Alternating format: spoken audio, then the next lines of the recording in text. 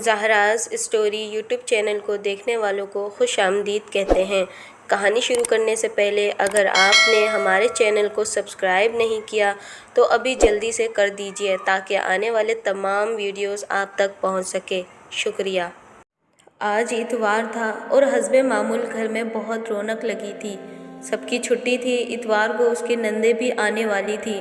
حسب معمول چھٹی کا دن سب ساتھ مل کر گزاریں، اس لیے اس کی نندیں میکے آ جایا کرتی تھیں اور یوں اتوار کا دن عید سے کم نہ تھی۔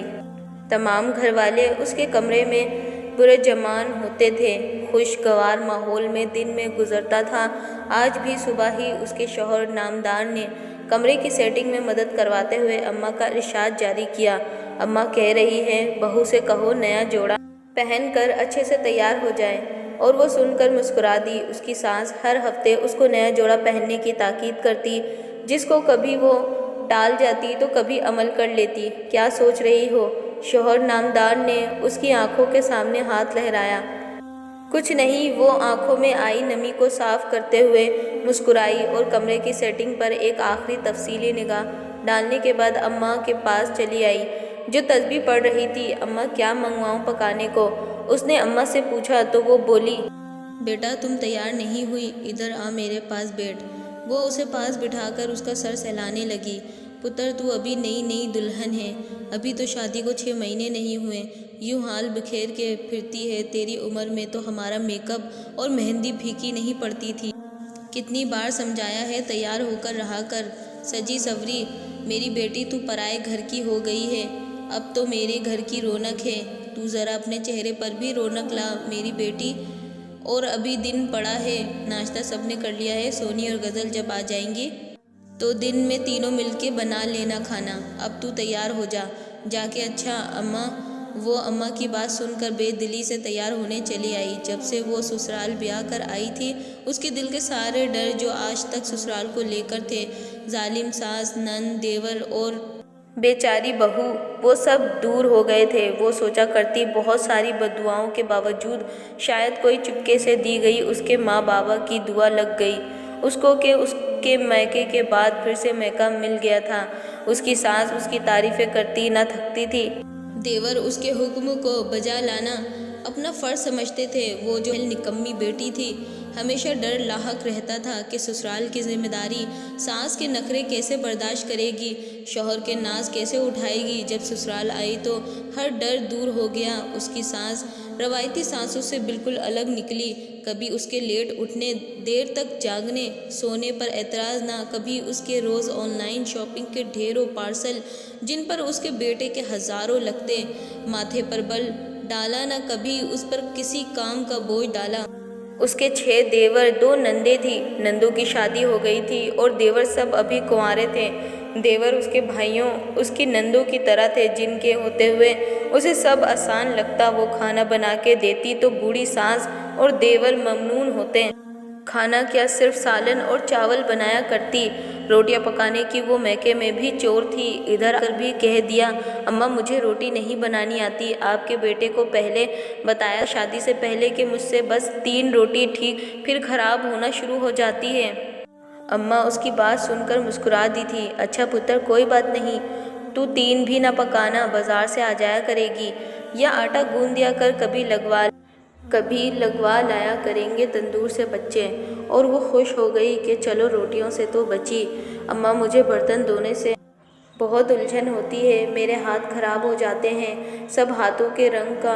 اس نے اپنے نازک ہاتھوں کو دیکھتے ہوئے اماں کو کہا تو اماں مسکرا دی، بیٹا تو نہ دھونا، یہ نکمے ہیں نا تیرے اتنے سارے دیور، یہ دھو لیں گے برتن، جب میری طبیعت ٹھیک ہوتی میں دھو لیتی ہوں، ورنہ یہ دھو لیتے ہیں۔ اچھا اماں تھینک یو۔ وہ خوشی سے مسکرا دی۔ گھر کی صفائی بھی اس کے دیور اور ساس خود ہی کیا کرتے تھے۔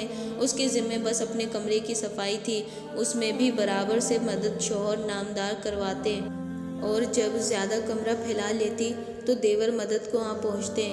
ساس حکم دیتی بھابھی کے ساتھ اس کے کمرے کی صفائی کرواؤ، وہ بس سالن بناتی جس کی تعریف اس کے پورے سسرال، نند اور تمام سسرالی رشتہ داروں میں ہوتی۔ اس کے ہاتھ میں ذائقہ بہت تھا اور کچھ اس کے سیدھے سادے سسرال والے نے نئے منفرد سالن بس اس کے ہاتھ کے ہی پہلی بار کھا رہے تھے۔ کیونکہ وہ سیدھے سادے گاؤں جیسے لوگ تھے۔ ان کے لیے یہ سالن بہت انوکھے تھے اور وہ ان کو سالن یا کوئی نئی چیز بنا کر اپنی ذمہ داری سے بالکل آزاد ہو جاتی اور سانس خوشی سے پھولے نہ سماتی کہ میری بہو کھانا بنا کر کھلاتی ہے۔ کھانا بنانے کے بعد ہر چیز یوں ہی چھوڑ کے آ جاتی۔ کبھی اماں نے یہ نہیں کہا کہ سامان اٹھا کر رکھا کرو، ہر وقت بیٹا بیٹا کہتے اس کی زبان نہ تھکتی اور وہ حیران ہوتی کہ سانس تو بہت عالم ہوتی ہے، یہ میری سانس اتنی اچھی کیسے ہیں۔ وہ تیار ہوتی تو سانس اس کو دیکھ دیکھ کر خوش ہوتی، نظر اتارتی، کہتی تصویریں بنا لیا کر، یاد ہوتی ہے۔ ہمیشہ تاکید کرتی سجا سنور کر، اچھے اچھے کپڑے جو اتنے سارے لیتی ہیں پہنا بھی کر۔ اس کے سسرال والے نارمل شکل و صورت کے سیدھے سادے لوگ تھے اور وہ ان میں اندھوں میں کا ناراضا تھی۔ بہت حسین، ایجوکیٹڈ، فیشن سینس اور پھر نخریلی سانس اس کو دیکھ کر صدقے واری ہوتی کہ میری بہو جیسی میرے خاندان میں کوئی نہیں ہے۔ دیور خوش ہوتے کہ ہماری بھابھی سب سے الگ ہے۔ شوہر تو بس اس کو دیکھ دیکھ کر جیتا کہ جیسے کوئی شہزادی لے آیا ہو۔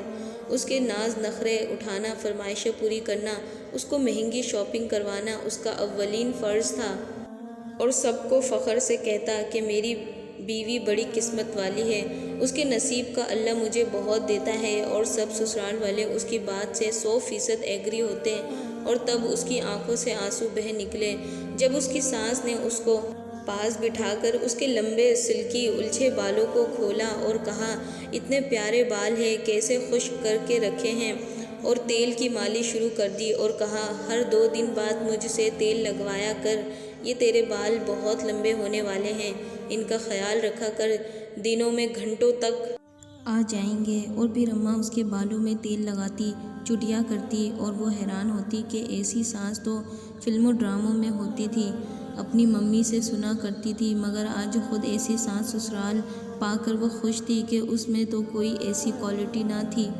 اللہ کو اس کی کون سی نیکی تھی اور کون سی دعا تھی جو اسے لگی تھی۔ اس کو سسرال میں کوئی کمی نہ تھی، مگر میکے کی کمی کی کسک ایک ایسی کسک تھی جو ہر وقت اس کے دل کو اداس رکھتی تھی۔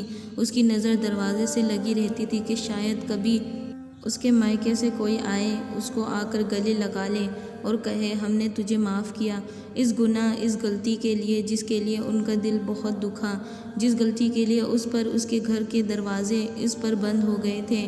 ہم غیر برادری میں شادی نہیں کرتے، اپنی بیٹی کسی اور برادری میں دینے سے بہتر کنواری بیٹھی رہے۔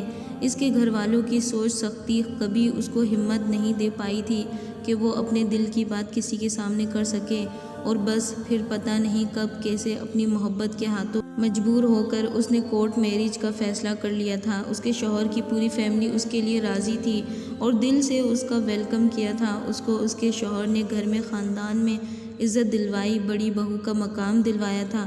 اس نے اپنے مرتے ہوئے محبوب کا جینے کی امید تھی، اس کی ایک ہاں اسے زندگی کی طرف واپس لے آئی تھی۔ اس کی ساس اس کی شکر گزار تھی کہ اس نے اس کے بیٹے کو اس کی محبت دے کر اس کے بیٹے کی زندگی بچائی تھی، اور وہ خوش تھی کہ اس کا محبوب اس سے اتنی محبت کرتا تھا، اور اس نے اس پاک محبت جو ملاقاتوں اور کسی بھی ہوس سے دور تھی کو نکاح جیسے مقدس رشتے میں باندھا تھا۔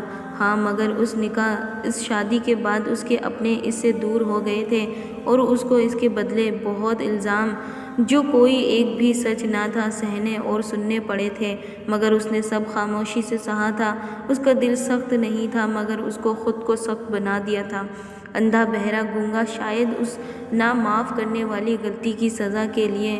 اور اس کا شوہر ہر وقت اس کی دل جوئی کرتا، مگر آج بھی دل اس کا کہیں میکے میں تھا۔ کبھی لگتا تھا اس کا پاپا آواز دے رہا ہے، کبھی بہن اس کے ساتھ شرارت کرتی نظر آتی، تو کبھی بھائی اپنے قصے، اپنی باتیں سناتا دکھائی دیتا دل لگاتا ہوا۔ اور اپنی ماں اسے کبھی بھولی ہی نہیں تھی، جو اس سے بے انتہا پیار کرتی تھی، جس کو بیماری کے باعث بہت غصہ آتا تھا، مگر پھر غصے کے بعد خود ہی پچھتاتی تھی۔ کبھی اس کو چائے پیتے ہوئے ماں کے ہاتھ کا ذائقہ یاد آتا، تو کبھی کھانے کے وقت ماں کے ہاتھ کا بنا کھانا، کبھی سانس پیار سے بلاتی تو ماں سامنے آ جاتی۔ مگر اب رشتے اس کے مقدر میں کب تھے، مگر وہ خود ماں کے عہدے سے نوازے جانے والی تھی۔ اس کی ساس بہت خوش تھی، اس کا شوہر اور ساس کہتے تھے، ہمارے ہاں بیٹی ہو اور وہ نور جیسی ہو، اس سے اچھی بیٹی کوئی نہیں ہو سکتی۔ اس کا شوہر کہتا تھا میری بیٹی، میری گڑیا تم جیسی ہوگی تو مجھے فخر ہوگا، اور وہ سوچتی تھی کہ میں کب اچھی بیٹی ہوں، مگر نہ جانے پھر بھی اس کا شوہر اور اس کی ساس میں کیا دکھائی دیتا تھا، جو دعا کرتے تھے کہ بیٹی ہو تو تم جیسی ہو۔ بھابھی آج تو آپ بہت پیاری لگ رہی ہو، اس کی نند نے آ کر اس کے گلے میں لاڈ سے باہیں ڈالتے ہوئے کہا تو وہ خیالوں سے باہر آ گئی اور میک اپ کا لاسٹ ٹچ پورا کرتے ہوئے مسکراتے ہوئے غزل سے مخاطب ہوئی، تم کب آئی؟ جب میری پیاری بھابھی تیار ہوتے ہوئے گہری سوچ میں گم تھی، بس اسی وقت آئی۔ اچھا جی، وہ مسکرائی۔ بھابھی ایک بات بتاؤں؟ غزل نے مسکرا کر اور تھوڑا شرما کر کہا۔ جی بتاؤ میری جان، نور نے پیار سے پوچھا تو وہ بولی، بھابھی میری طرف بھی گڈ نیوز ہے، میں امید سے ہوں۔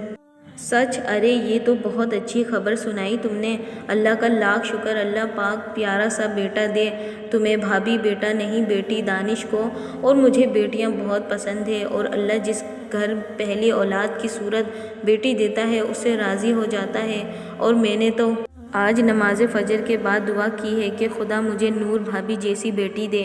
چپ پاگل، ایسے نہ کہ۔ اس نے غزل کے ہونٹوں پر جلدی سے انگلی رکھی تو غزل نے اسے گلے لگا لیا۔